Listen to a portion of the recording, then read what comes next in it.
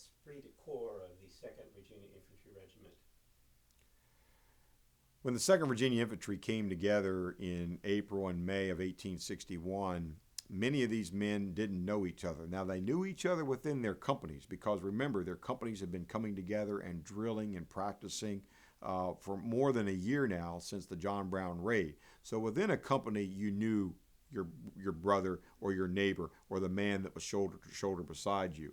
But once you combined the companies, men from Charlestown joining with men from Martinsburg, joining with men from Hedgesville, joining with men from Harpers Ferry, you put all those disparate groups into one regiment. Many of the men didn't know each other very well, but by June and mid-July of 1861, that had changed. The men of the 2nd Virginia had coalesced into one unit. They knew their neighbors. They still had their company designations, but now their affiliation was with the regiment, the 2nd Infantry. I am a proud member of the 2nd Virginia Infantry, 1st Virginia Brigade, Thomas Jonathan Jackson commanding.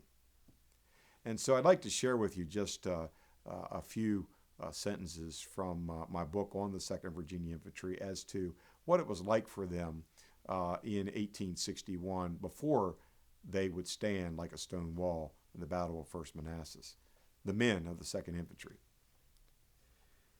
Indeed, the men did know each other well. 2 months of marching, drilling, campfire chats had transformed a collection of strangers into a family of friends.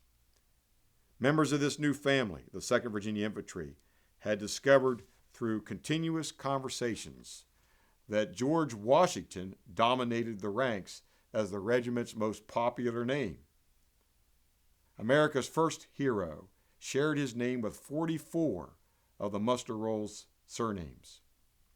Some had even learned that Company B or Company G's George Washington had been born in 1842 on the former president's 110th birthday.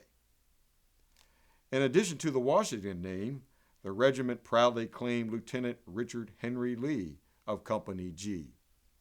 Word had spread that Lee was the grandson of the mover of the Declaration of Independence. The regiment's fraternity-like spirit also affected relative unknowns like Benjamin Boyd and John Yates Bell.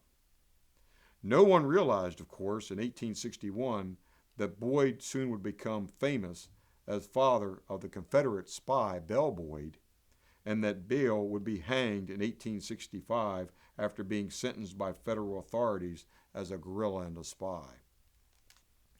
2 months of war had revealed several anomalies in the regiment. The 6-foot 3-inch frame of Company I's William Hannon towered above all others in the 2nd Virginia. On the other hand, all others dwarfed the 5-foot stature of Company E's James Blattner, the regiment's shortest member. Although 73% of the soldiers in the 2nd Infantry ranged between 18 and 30 years of age, Albert Moore and George Rudder proved notable exceptions. Moore, a boyish 15-year-old in Company A, the Charlestown Company, enlisted as the regiment's youngest recruit. Company C's Rudder occupied the opposite end of the age scale, and at age 53, he represented the regiment's most senior member. Indeed, the men knew each other well.